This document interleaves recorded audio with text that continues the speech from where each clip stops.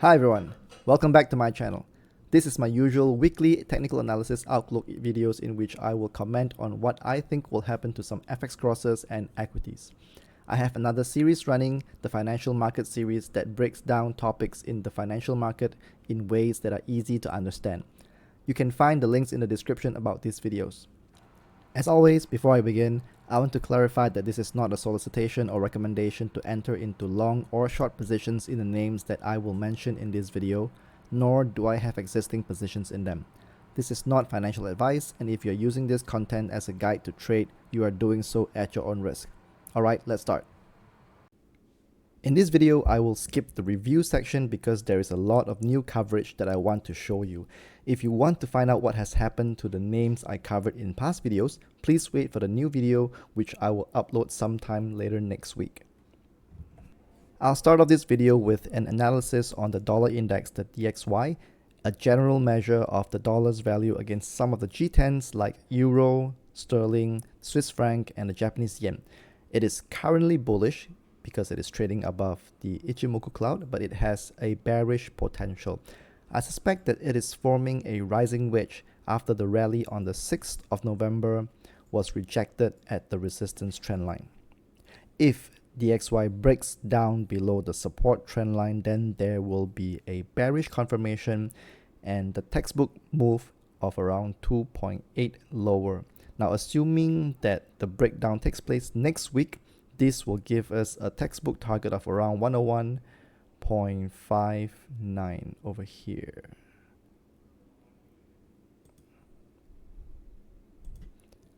Now, a rally above the resistance trend line will invalidate the DXY's bearish potential and it should resume its bullish. I'll start moving on to the US government bond 10-year yield. If you recall, in past videos, I said that despite the Federal Reserve raising interest rates, I believe the US 10-year yield will continue to rise, and it has proven so. It has reached my textbook target of 4.3% and a little more, of course. I think the upcoming move for the US 10-year yield is likely to be down because it is forming a bearish rising wedge. The rally on the 6th of November, similar to the DXY, was also rejected at the resistance trend line. It is near completion of this rising wedge, a bearish pattern. Now we need a confirmation, which is a breakdown, a close below the support trend line. This will give us a bearish confirmation, and this bearish pattern, if completed, has a textbook target at 4.029, which is still above the cloud. From a longer term perspective, this decline may just be a correction because as long as price action holds above the Ichimoku cloud, it generally implies a bullish outlook. If this decline falls below the Ichimoku cloud, then we could begin a longer term bearish trend for the US 10-year yield. I just talked about the US 10-year government bond yield, so it's no surprise that I'll be talking about dollar yen next. It is also having a bearish potential because I suspect it is forming a rising wedge, a bearish pattern, and it is also attempting to complete this bearish pattern. So what we need to see for confirmation is a breakdown below the support trend line, and if this were to happen, then there is bearish confirmation. The textbook target is at 143.93. Now, if dollar yen were to fall to this level, 143.93, it is very likely below the Ichimoku cloud. And as noted earlier on with the US 10-year yield, below the Ichimoku cloud implies that in the longer term, it has turned bearish. And this will be in line with what I have in mind for on the weekly chart for dollar yen. Let me show you. I believe on the weekly chart, the dollar yen may be forming a head and shoulders top, also a bearish pattern. Of course, this needs confirmation.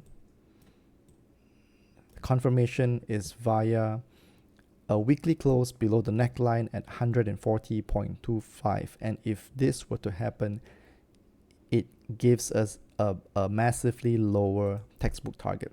So right now it is attempting to form the second shoulder, and just looking into the latest price action development over here. First, we can see that the latest candlestick over here is an upside exhaustion candlestick, telling us that the upside strength is fading or has faded.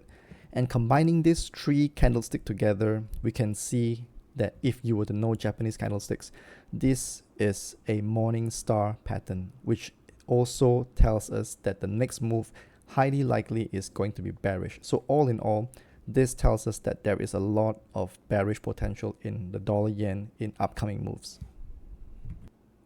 There is a lot of similarities between the euro yen and the dollar yen, and I'll show you why. Euro yen actually has run ahead of dollar yen because it has completed its rising wedge 2 days ago via a breakdown below the support trend line, and there is bearish confirmation. The textbook target is at 160.19. Now at 160.19, depending on when, euro yen is likely to be within the cloud or below the cloud, preferably below the cloud, because I also think that euro yen is forming a head and shoulders top on the weekly chart.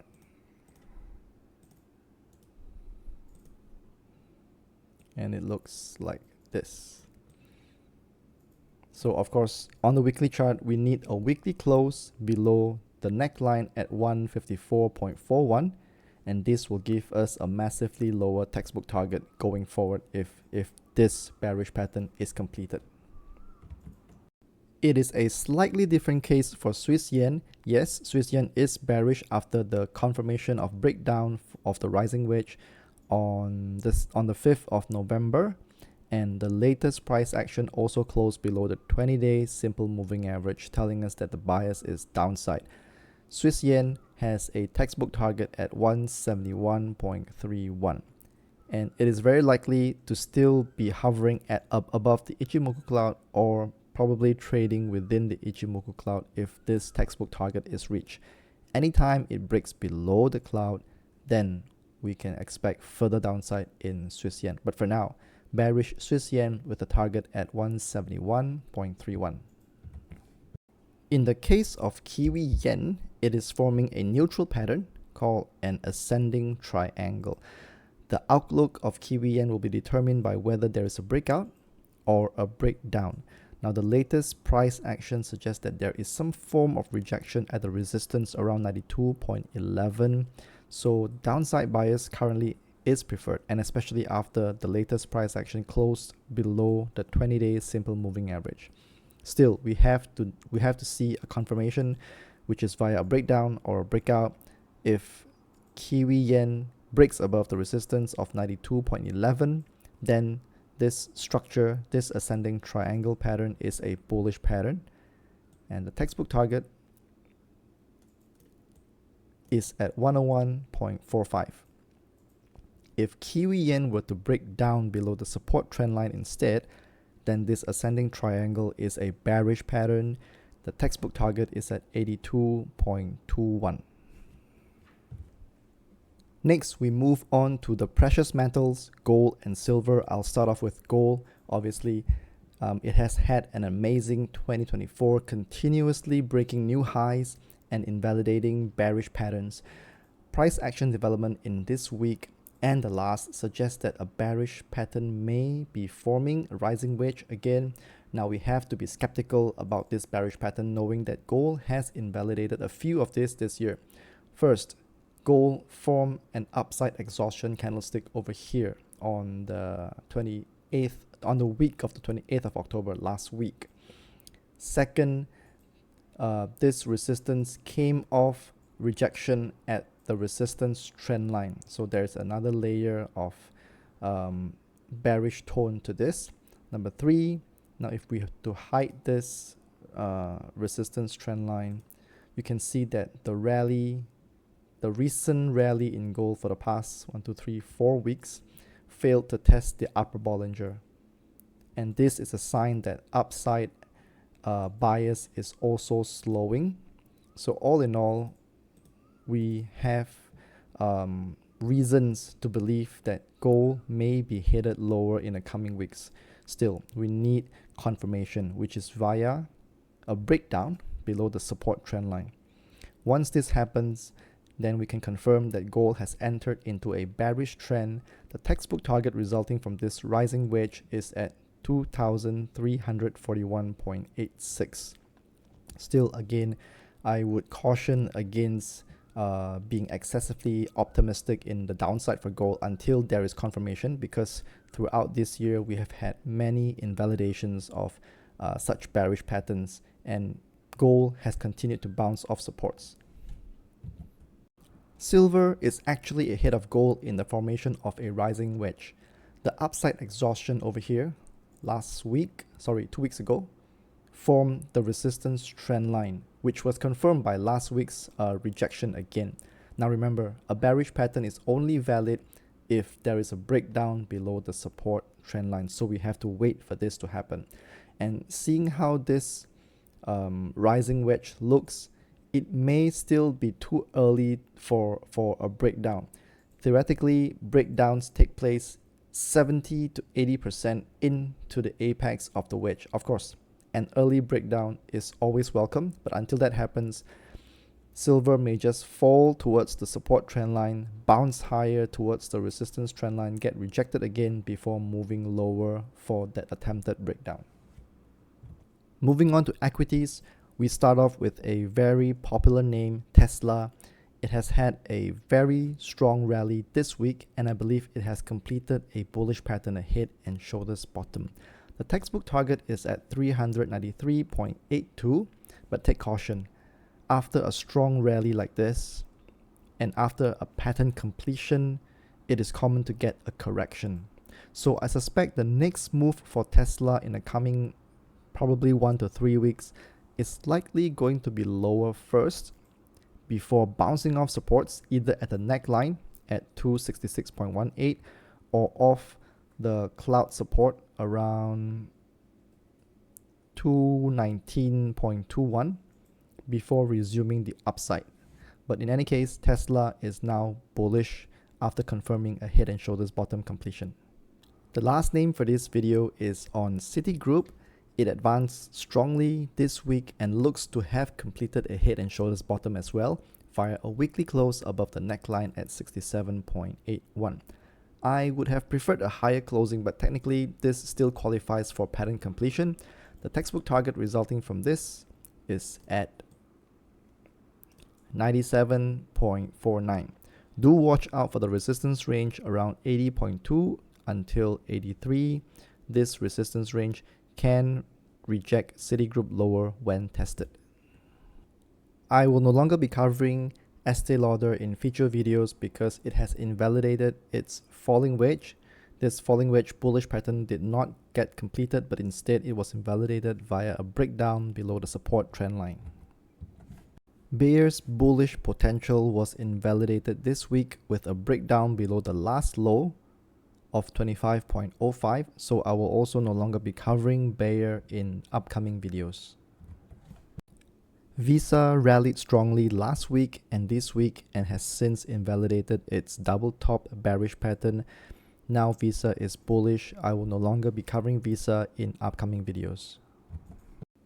ServiceNow also invalidated its bearish potential via a breakout above the last high, so this double top is no longer valid and I will stop covering ServiceNow in upcoming videos. Moving on to FX, dollar peso's rising wedge is actually not working because price action has gone higher ever since completing this bearish pattern. I will deem this rising wedge to be invalid and I will stop covering dollar peso in upcoming videos. The next FX cross that I will no longer be covering in future videos is on Kiwi Swiss. It completed a head and shoulders bottom over here on the 19th of August, but since has trended sideways, and the latest move towards the end of October has invalidated its bullish pattern. Despite price action rising, I will no longer be covering this name in upcoming videos. I initially identified dollar stocky as a bearish pattern completion of the symmetrical triangle, but price action did not go much lower below the low of 10.03. It was expected to break below the 10 level, but has since rallied, and the latest price action breaking above the resistance trend line, I believe, has invalidated this symmetrical triangle. So I will no longer be covering dollar stocky in upcoming videos.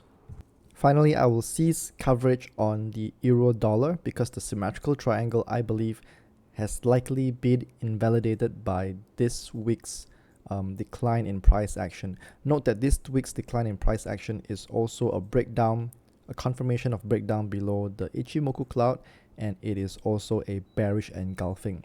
But on the daily chart, I previously noted the formation and completion of a head and shoulders, of a double top. The double top on the daily chart of the euro dollar has a textbook target at 1.0802, and this was achieved sometime back in early to late October. So the double top worked well for the euro dollar, but the symmetrical triangle, the bullish symmetrical triangle for the euro dollar, did not work at all. So I will be ceasing coverage on this cross. I last described sterling dollar as having completed a bearish pattern, a rising wedge. The textbook target is at 1.28. The last low for sterling dollar was around 1.2833. Therefore, I think around at least 90% of this textbook target has been met. I will no longer be covering sterling dollar in upcoming videos because I believe that the bullish symmetrical triangle that I identified sometime back in June or July is taking too long to develop. It has had a breakout early on in early July, but did not manage to get past above the 1.34 level and has since declined.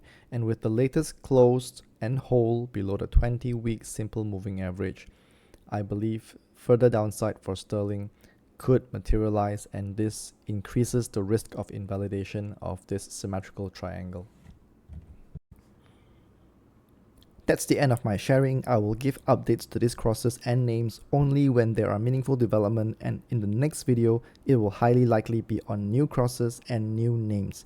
If you like what I'm doing, please help me out by giving me a like. Please subscribe and hit the notification button for more videos like this.